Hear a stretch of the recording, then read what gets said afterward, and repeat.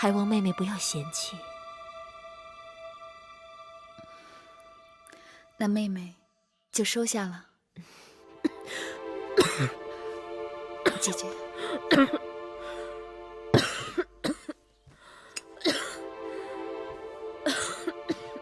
姐姐咳嗽得如此厲害，我听说姐姐头痛。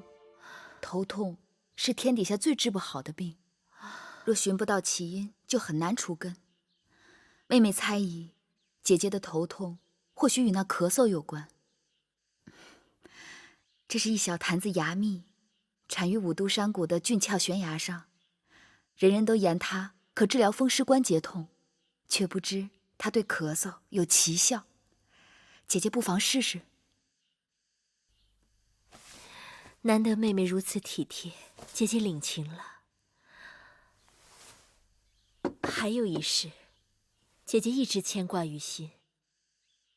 羋月妹妹盡心盡力服侍大王這些年，可卻一直在八子的位分上，真是太委屈你了。姐姐原本打算等景氏生產後，讓你與景氏一起提位分，誰知那景氏的孩子卻沒保住，只好擱置了。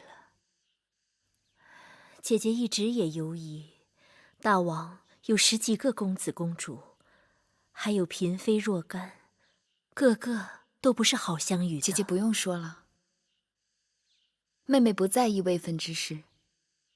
既然讓姐姐為難，那我們何必又要去自尋煩惱？只是妹妹，姐姐不必再提此事，妹妹領情了。八國和察國這幾日派使者來到咸陽，說蜀國和楚國勾結，欲滅察國，再滅巴蜀，要我大秦派兵救援。可巧，這個張子卻上奏章，希望出兵攻打韓國。公孫衍因為兵敗函谷關，被魏王驅趕出魏國。他去到韓國，卻得到韓王的重用。張子前仇未報，所以才提出攻打韓國的吧？你說，寡人應該往何處用兵啊？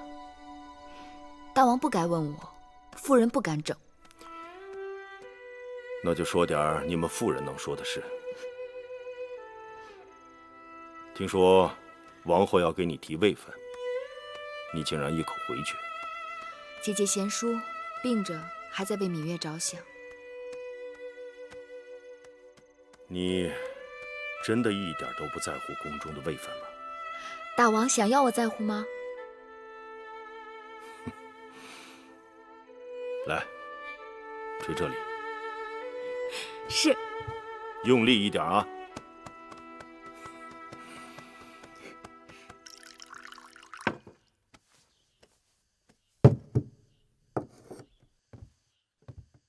智姑姑的手最為靈驗，只要智姑姑一來，我的頭疼定能好許多。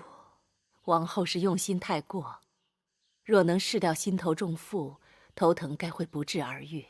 一會兒奴婢給你開一種內服外敷的藥，或許暫且可減緩王後的痛楚。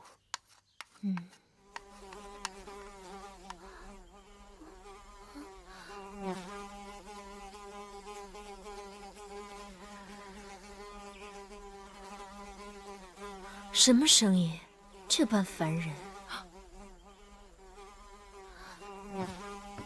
萬萬不可招惹這瘋子！為何？那是殺人蜂，平日見了他躲還來不及，你竟然敢惹他！開窗請他出去便是了。是。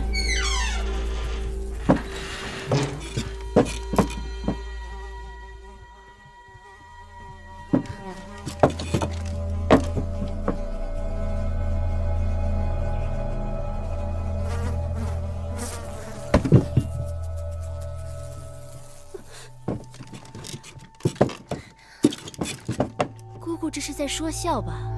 這麼小小的一隻瘋子，如何殺人？奴婢怎敢在王後處打誑語？這種長在山谷裡的殺人蜂，原本是不多見的，宮裡的人恐怕從來都沒有聽說過。但奴婢在楚國親眼見過，被惹怒的殺人蜂，無論人畜遇上便追殺，成群的殺人蜂眨眼可殺死一头大水牛。难道被他蛰了就无药可救？奴婢有个堂兄，就是招惹了杀人蜂，被蛰后医治无效，过世的。